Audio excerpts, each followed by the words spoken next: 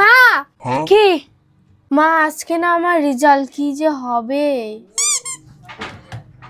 মা তুই টেনশন করিস না, তুই পাশ করবি। আমি ঈশ্বরের কাছে প্রার্থনা করেছি আমার মেয়ে পাশ করার পর একটা পুঁটি মাছ, একটা স্যাপের প্যাকেট, দুইটা মুরগি, একটা লঙ্কা আর একটা চিংড়ি মাছ দিব।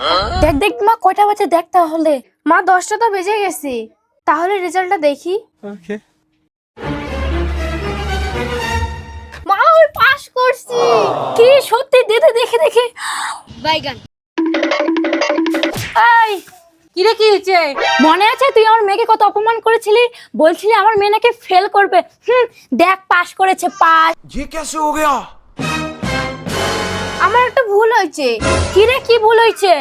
মা আমি 2 এর জায়গায় 3 দিয়ে দিছি। আমি ফেল করছি মা। কি ফালতু মেয়ে, তোকে আজকে আমি ছাড়বো না। কি ফেল করছে আবার বড় বড় কথা, মনের বেটি ছাওয়া।